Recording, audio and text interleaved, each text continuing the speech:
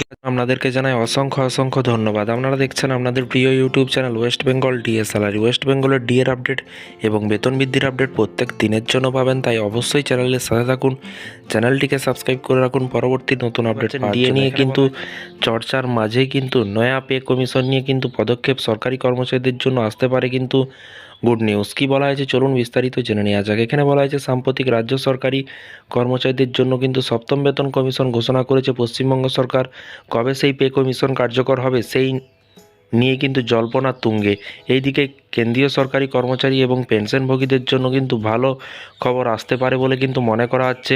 আগেই ঘোষণা হয়েছে অষ্টম কেন্দ্রীয় বেতন কমিশন এবং এর পাশাপাশি ডিএ বৃদ্ধি নিয়ে। এরই মধ্যে ফের কিন্তু অষ্টম পে কমিশন নিয়ে কিন্তু পদক্ষেপ করতে শুরু করলো কেন্দ্রীয় সরকার। এখানে বলা হয়েছে, দেখতেই পাচ্ছেন, সরকারি কর্মচারীদের অষ্টম পে কমিশন সংক্রান্ত আপডেট সূত্রের খবর। এখানে বলা হয়েছে 24শে এপ্রিল বেতন কমিশন প্রতিনিধিরা কিন্তু দেরাদুন যাচ্ছেন। সেখানে গুরুত্বপূর্ণ বৈঠক রয়েছে। জানা গিয়েছে বিভিন্ন অঞ্চলের মতামত গ্রহণের লক্ষ্যে কিন্তু দেশ জুড়ে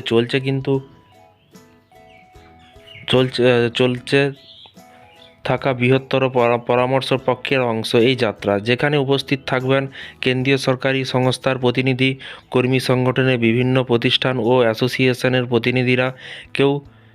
কেউ কমিশনের সঙ্গে সরাসরি মত আদান প্রদান করতে চাইলে কিন্তু তার আগে থেকেই সময় চেয়ে আবেদন করতে পারবেন বলে কিন্তু একটি বিজ্ঞপ্তি জারি করে স্পষ্ট করা হয়েছে। এই বৈঠকগুলি অত্যন্ত গুরুত্বপূর্ণ, কারণ বেতন সংশোধন, ভাতা, পেনশন সংক্রান্ত বিষয়গুলি নিয়ে কিন্তু আলোচনা হতে পারে। ভারসাম্যপূর্ণ এবং বাস্তবসম্মত কাঠামো কিন্তু তৈরির লক্ষ্যে সংশ্লিষ্ট পক্ষগুলিকে কিন্তু যাতে সরাসরি প্রস্তাব তুলে ধরার সুযোগ, সেই লক্ষ্যেই কিন্তু এই পদক্ষেপ। লক্ষ লক্ষ কেন্দ্রীয় সরকারি কর্মচারী এবং পেনশনভোগীদের নয়া পে কমিশনের জন্য কিন্তু এই সিদ্ধান্তের বৈঠকে প্রভাব যথেষ্ট গুরুত্বপূর্ণ বলে কিন্তু বিশেষজ্ঞদের মহলে। এবং দেরাদুনের পর আগামী কয়েক মাস দেশের বিভিন্ন প্রান্তে এক ধরনের একাধিক বৈঠক হওয়ার সম্ভাবনা রয়েছে বলে কিন্তু শোনা যাচ্ছে।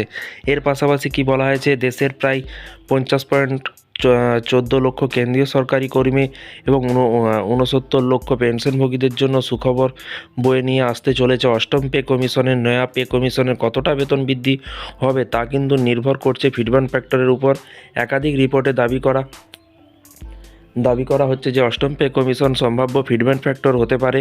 ন্যূনতম মূল বেতন 18,000 টাকা বেড়ে প্রায় 30,000 টাকা পৌঁছে যেতে পারে বলে মনে করা আছে। এদিকে বেতন পরিবর্তনের সাথে সাথে অষ্টম পে কমিশনের বাস্তবায়নের পর কিন্তু কর্মচারী এবং পেনশনভোগীদের জন্য মহার্ঘ ভাতা এবং মহার্ঘতান, ডিএ ও ডিআর পরিবর্তন হবে বলে কিন্তু মনে করা হচ্ছে। তো ফ্রেন্ডস, এই ছিল আজকে একটি ছোট্ট আপডেট। এই ধরনের প্রতিদিন সরকারি কর্মচারীদের বিভিন্ন রকমের লেটেস্ট আপডেট পেতে সাবস্ক্রাইব করে রাখুন।